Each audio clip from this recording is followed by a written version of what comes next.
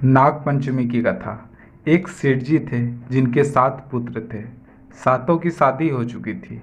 सबसे छोटे पुत्र की पत्नी उच्च चरित्र की थी, परंतु उसका कोई भाई नहीं था। एक दिन सेठ जी की सबसे बड़ी बहू ने घर लिपने के लिए पीली मिट्टी लाने को सभी बहुओं के साथ चलने के लिए कहा। तो सभी दलिया और खुरपी लेकर मिट्टी खोदने लगी।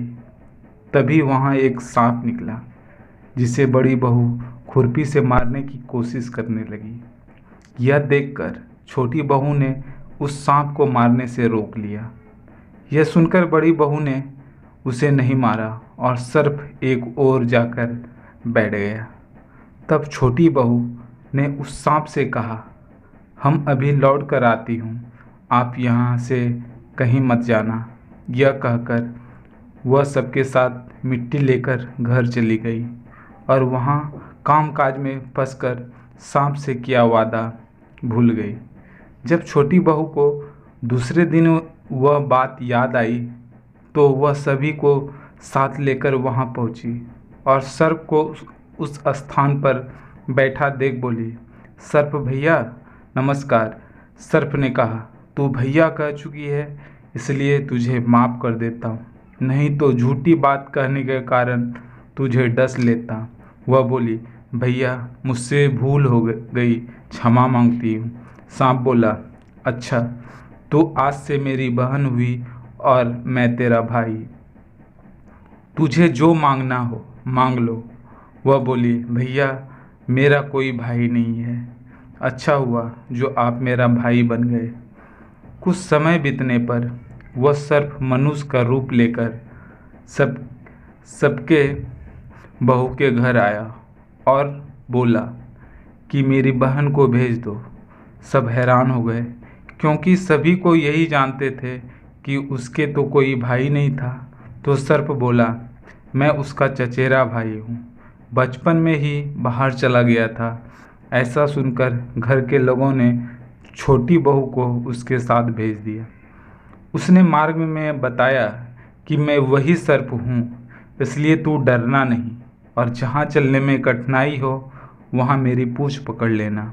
छोटी बहू उसके कहे अनुसार उसके घर पहुँच गई। वहाँ के धन ऐश्वर्य को देखकर वह चकित हो गई।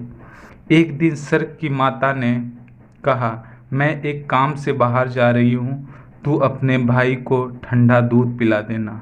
लेकिन छोटी बहू को ये बात ध्यान नहीं रही और उसने गलती से सर्प को गर्म दूध पिला दिया, जिससे उसका मुख जल गया।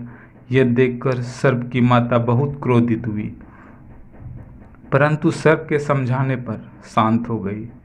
तब सर्प ने कहा कि बहन को अब उसके घर भेज देना चाहिए।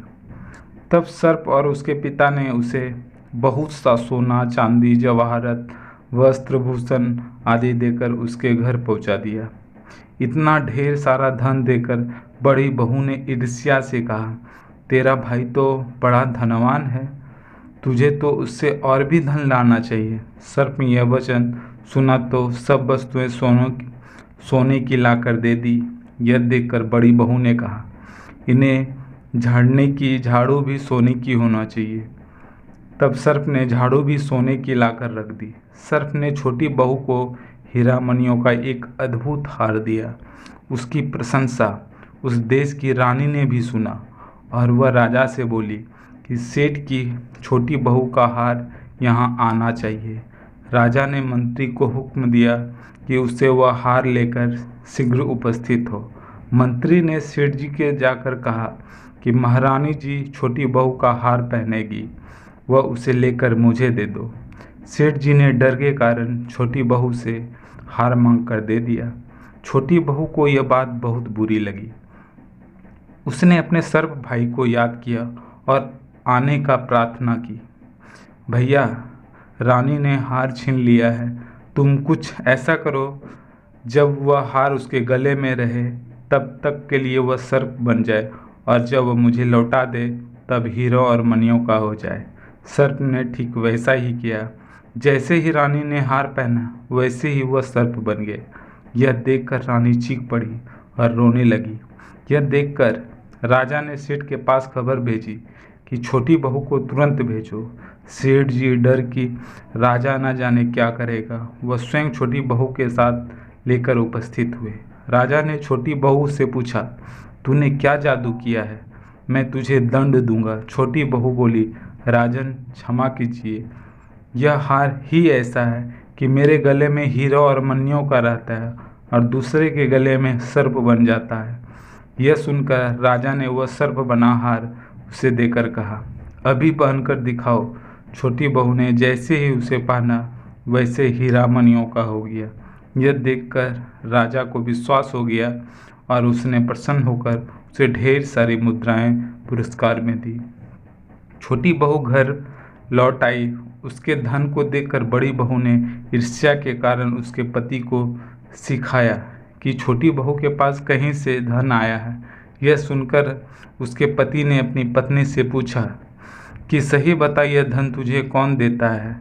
तब उसने सर्प को याद किया। बहन को मुश्किल में फंसता देख उसी समय सर्प वहां प्रकट हुआ और कहने लगा, जो मेरी बहन के आचरण पर संदेह करेगा तो मैं उसे डस लूँगा।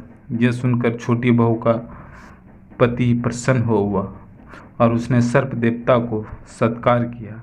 ऐसा मान्यता है कि उस दिन से नागपंचमी का त्यौहार मनाने लगा और स्त्रियां सर्प को भाई मानकर पूजा करने लगा।